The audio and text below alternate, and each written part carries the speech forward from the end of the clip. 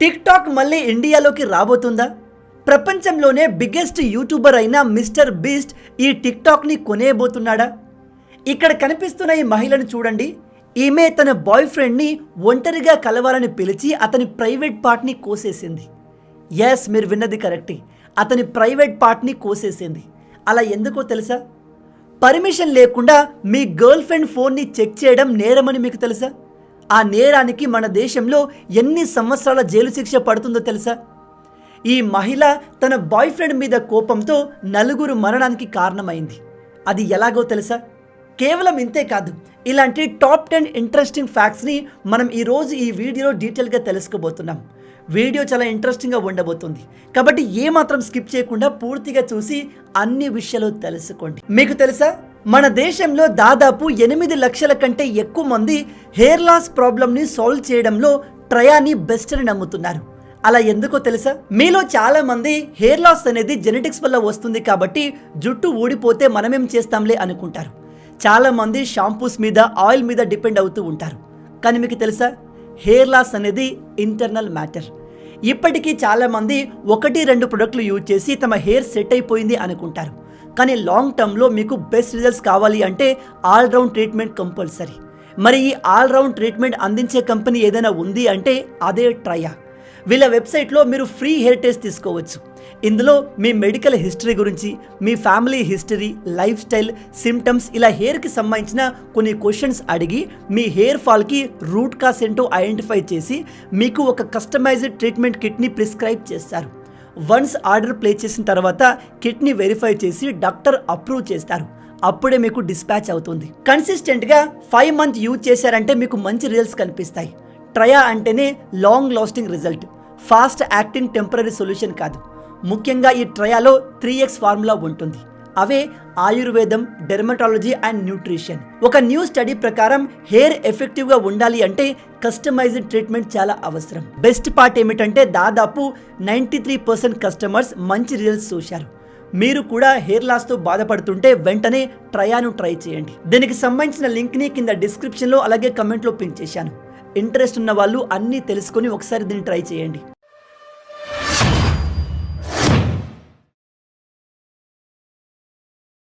మీ వయసు 20 నుంచి 26 సంవత్సరాల మధ్య ఉంటే ఈ వీడియోని జాగ్రత్తగా వినండి. ఈ వయసులో మీకున్న ఓపిక, ఎనర్జీ, మీలోని ఆ ఫైర్, ఎంజాయ్ చేసే తత్వం అనేది తర్వాత ఉండదు. ఈ ఏజ్లో మీరు చేసే పనులే మీ భవిష్యత్తును డిసైడ్ చేస్తాయి. కాబట్టి ఏ పని చేసినా జాగ్రత్తగా ఆలోచించి చేయండి. ఏ డెసిషన్ తీసుకోవాల్సి వచ్చినా ఆలోచించి తీసుకోండి. ఇంకో ముఖ్యమైన విషయం, ఈ వయసులో మిమ్మల్ని మీ ఫ్రెండ్స్ ఎవరైనా ఏదైనా ట్రిప్కి రమ్మంటే ఇష్టం లేకున్నా నో చెప్పకుండా వెళ్ళిపోండి. ఎందుకంటే ఈ వయసు దాటాక మీరు వెళ్ళాలి అనుకున్నా వెళ్ళలేరు. మీ పైన ఎక్కడా లేని వర్క్ అండ్ ఫ్యామిలీ రెస్పాన్సిబిలిటీస్ వచ్చేస్తాయి. వాటి నుంచి మీరు బయటపడలేరు. కొన్నిసార్లు మీ దగ్గర డబ్బు ఉండకపోవచ్చు, కొన్నిసార్లు టైం ఉండకపోవచ్చు, ఇంకొన్నిసార్లు ఈ రెండు ఉన్నా హెల్త్ సహకరించకపోవచ్చు. నేను ఈ విషయాల్ని నా ఎక్స్పీరియన్స్తో చెప్తున్నాను కాబట్టి మైండ్లో పెట్టుకోండి. మీ దగ్గర అప్పు తీసుకున్న వాళ్ళు తిరిగి ఇవ్వట్లేదా? మీరు ఎటువంటి డాక్యుమెంట్, ప్రూఫ్ లేకుండా ఎవరికైనా పెద్ద మొత్తంలో డబ్బు ఇచ్చి మోసపోయారా? అయితే లీగల్గా మీ డబ్బును ఎలా తిరిగి తీసుకోవాలో చెప్తాను, జాగ్రత్తగా వినండి. మీరు అప్పు ఇచ్చిన వాళ్ళకి వాట్సాప్లో లేదా ఇతర యాప్స్లో ఇలా మెసేజ్ పెట్టండి. నేను మీకు ఫలానా టైంలో ఫలానా అమౌంట్ అప్పుగా ఇచ్చాను, నీకు అప్పు ఇచ్చి ఇంత సమయం అయింది, నా డబ్బులు తిరిగి ఎప్పుడు ఇస్తావు అని అడగండి. అప్పుడు ఎదుటి వ్యక్తి ఇచ్చేస్తాను, కొన్ని రోజుల్లో ఇస్తాను, ఇంకొంచెం టైం ఇవ్వండి అని పాజిటివ్గా రిప్లై ఇచ్చాడే అనుకోండి. అతను అప్పు తీసుకున్నట్టు అంగీకరించినట్టు. వెంటనే ఆ మెసేజ్ని స్క్రీన్ షాట్ తీసుకొని దాన్ని బేస్ చేసుకొని మీరు లీగల్గా అతనిపైన యాక్షన్ తీసుకోవచ్చు. ముందుగా అతనికి లీగల్ నోటీసులు పంపండి. అయినా పని కాకపోతే డైరెక్ట్గా ఈ ఎవిడెన్స్ని బేస్ చేసుకొని కేసు కూడా వేయచ్చు. ఈ వీడియోని మీ దగ్గర అప్పు తీసుకున్న వాళ్ళు చూడకముందే వెంటనే ఈ పని చేసి ఎవిడెన్స్ని కలెక్ట్ చేసుకోండి.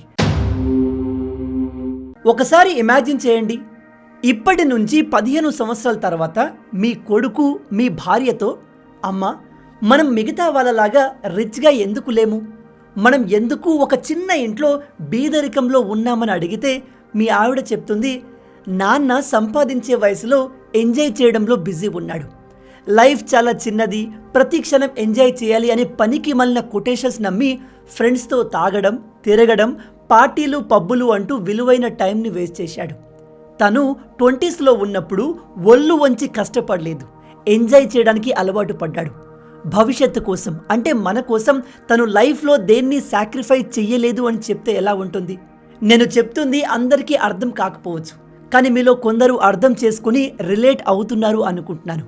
ఈ విషయం మీకు అర్థమైతే వెంటనే మీ వే ఆఫ్ లైఫ్ని మార్చి కష్టపడండి, సంపాదించడం పైన ఫోకస్ పెట్టండి. మీరు ప్రజెంట్ ఎటువంటి ఫైనాన్షియల్ కండిషన్లో ఉన్నారో నాకు తెలియదు, మీ నాన్నగారు మీకోసం ఎంత సంపాదించి పెట్టారో నాకు తెలియదు, కానీ ఒకటి చెప్పగలను, ప్రజెంట్ మీరు లక్షాధికారులైతే మీ కొడుకు వేలకు అధిపతి అవుతాడు. ప్రజెంట్ మీరు రిచ్ లైఫ్ని ఎంజాయ్ చేస్తే మీ కొడుకు మిడిల్ క్లాస్లో ఉంటాడు. అదే నువ్విప్పుడు మిడిల్ క్లాస్లో, లోవర్ మిడిల్ క్లాస్లో ఉంటే నీ కొడుకు కటిక పేదరికంలో ఉంటాడు. కానీ నువ్వు ఇలాగే టైంపాస్ చేస్తూ ఫ్రెండ్స్తో తాగుతూ తిరుగుతూ ఉంటే రేపు నీ కొడుకు అడుక్కు తింటాడు. నీ కోసం కాకపోయినా నీ పిల్లల కోసం, పిల్లల భవిష్యత్తు కోసం టైంపాస్ పనులు మాని ఒళ్ళు వంచి కష్టపడండి, డబ్బు సంపాదించడం నేర్చుకోండి. గుర్తుపెట్టుకోండి, ఈ కాలంలో డబ్బును మించిన దైవం లేదు. ఈ వీడియోని పెళ్లి కాని వాళ్ళు చూడకండి, స్కిప్ చేసేయండి, లేదా మీరు పెళ్ళంటేనే భయపడతారు. జోక్ చేయట్లేదు, నిజంగా చెప్తున్నాను. ఇక్కడ కనిపిస్తున్న ఈ మహిళ పేరు సిమ్రాన్ కౌర్. ఈమె తన భర్త చనిపోయిన తర్వాత అత్తామామల పైన 2 ఫేక్ డొమెస్టిక్ వైలెన్స్ కేసులు వేసి వాళ్ళ దగ్గర నుంచి 21 లక్షల రూపాయలు వసూలు చేసింది. ఆ తర్వాత 2వ పెళ్లి చేసుకుంది. షాకింగ్లీ కొన్ని రోజులకే 2వ హస్బెండ్ని కూడా వదిలేసి అతనిపైన 5 ఫేక్ కేసులు వేసి అతని దగ్గర నుంచి కూడా భారీ డబ్బును డిమాండ్ చేస్తుంది. ఇలా కేవలం ఈమెనే కాదు, ఇలాంటి చాలామంది మహిళలు కావాలని డబ్బు కోసం ఇలాంటి పనులు చేస్తున్నారు. బాధాకరమైన విషయం ఏమిటంటే మన చట్టాలు కూడా ఇలాంటి మహిళలకు ఫేవర్గా ఉన్నాయి. మగాళ్ళు ఎంత గింజుకున్నా వాళ్ళ బాధను మన దేశంలో పట్టించుకునే వాళ్ళు ఎవ్వరూ లేరు. కాబట్టి గైస్, ఇఫ్ మీరు పెళ్లి చేసుకోబోతుంటే చేసుకోబోయే అమ్మాయి ఎలాంటిదో పూర్తిగా తెలుసుకోండి. అన్నీ తెలుసుకున్నాకే ప్రొసీడ్ అవ్వండి. ఈ విషయంలో మీరు మిస్టేక్ చేశారే అనుకోండి, మిమ్మల్ని ఎవ్వడూ కాపాడలేడు. ఈ వీడియోని, ఈ ఇన్ఫర్మేషన్ పక్కగా తెలుసుకోవాల్సిన మీ ఫ్రెండ్స్ అందరితో షేర్ చేసుకోండి. ఇక్కడ కనిపిస్తున్న ఈ మహిళను చూడండి. ఈమె తన భర్తకు తెలియకుండా తన పాత ఫ్రెండ్తో అక్రమ సంబంధం పెట్టుకుంది. విషయం తెలుసుకున్న భర్త మెల్లగా ప్లాన్ చేసి వాళ్ళిద్దరిని రెడ్ హ్యాండెడ్గా పట్టుకున్నాడు. పట్టుకున్న వెంటనే భర్త కోపంతో తన భార్యను దారుణంగా కొట్టాడు. ఆ దెబ్బలకి ఆమె ముక్కు బోన్ ఫ్రాక్చర్ అయింది, చెయ్యి విరిగిపోయింది, బాడీలో చాలా చోట్ల ఫ్రాక్చర్స్ వచ్చాయి. మన సుప్రీంకోర్టు ప్రకారం అడల్టరీ అంటే పెళ్ళైన మహిళ లేదా పురుషుడు ఇతరులతో అక్రమ సంబంధం పెట్టుకోవడంలో ఎటువంటి తప్పు లేదు. ఆ బేసిస్ మీద విడాకులు ఇవ్వచ్చు, కానీ అలా చేయడం తప్పు కాదు. అయితే ఈ భర్త తన భార్యను ఇంత దారుణంగా కొట్టడం ఎంతవరకు కరెక్ట్? దీన్ని మీరు సమర్థిస్తారా, వ్యతిరేకిస్తారా?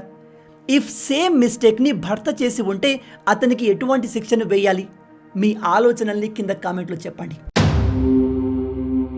రీసెంట్గా నాకు తెలిసిన ఒక అబ్బాయి అమ్మాయిని లేపుకెళ్ళి పెళ్లి చేసుకున్నాడు. కానీ కొన్ని రోజుల తర్వాత అతనితో వెళ్ళిన అమ్మాయే ఈ అబ్బాయి నన్ను కిడ్నాప్ చేశాడని అతనిపైన కేసు పెట్టి తల్లిదండ్రుల ఇంటికి వచ్చేసింది. ఇప్పుడు ఆ అబ్బాయి కేసు విషయంలో కోర్టు చుట్టూ తిరుగుతున్నాడు. ఇతనికి సెక్షన్ 363 ఐపీసీ ప్రకారం దాదాపు 7 సంవత్సరాల వరకు జైలు శిక్ష పడే అవకాశం ఉంది.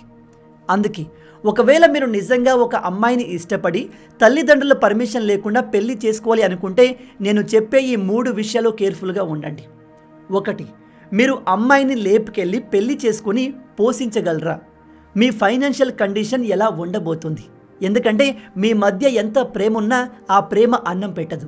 నెంబర్ 2, అమ్మాయిని లేపుకెళ్లే ముందు ఆమెను క్లియర్గా అడగండి, నువ్వు నిజంగానే నన్ను ఇష్టపడి వస్తున్నావా? ఎటువంటి పరిస్థితులు వచ్చినా నాతోనే ఉంటావా అని.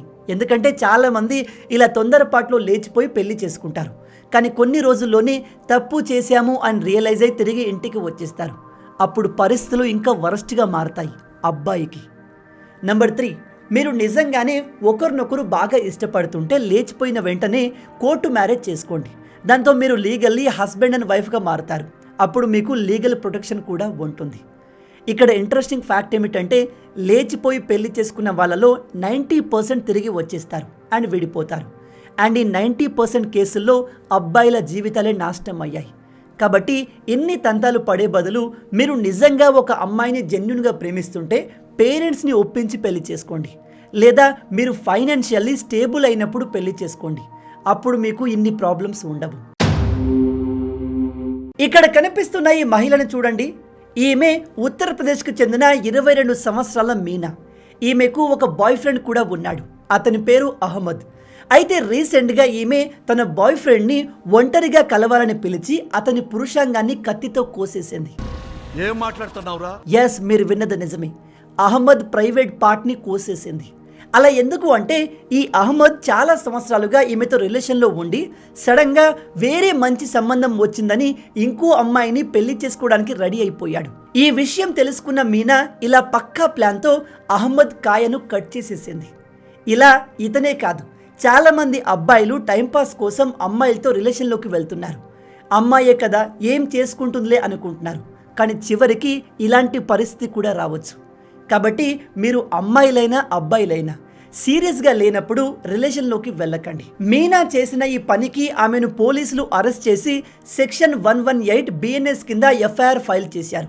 ఈమెకు దాదాపు 10 సంవత్సరాల వరకు జైలు శిక్ష పడే అవకాశం ఉంది. ఇక్కడ మీనా చేసిన పనిని మీరు సపోర్ట్ చేస్తారా, అపోజ్ చేస్తారా? ఈ హోల్ ఇన్సిడెంట్ పైన మీ ఒపీనియన్ ఏంటి? కింద కామెంట్లో చెప్పండి.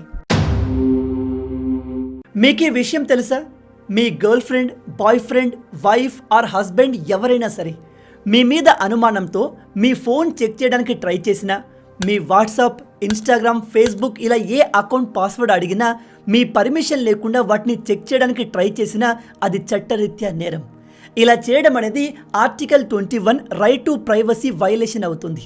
ఇలా చేసిన వారికి 2 లక్షల వరకు జరిమానా, వరస్ట్ కేసులో 3 సంవత్సరాల వరకు జైలు శిక్ష పడే అవకాశం ఉంది. కాబట్టి ఎట్టి పరిస్థితుల్లో ఎదుటి వాళ్ళ పర్మిషన్ లేకుండా వాళ్ళ ఫోన్స్ని చెక్ చేసే ప్రయత్నం చేయకండి. వాళ్ళు మీకు బాగా తెలిసిన వాళ్ళైనా సరే. ఈ ఫ్యాక్ట్ వింటే మీరు ఖచ్చితంగా షాక్ అవుతారు.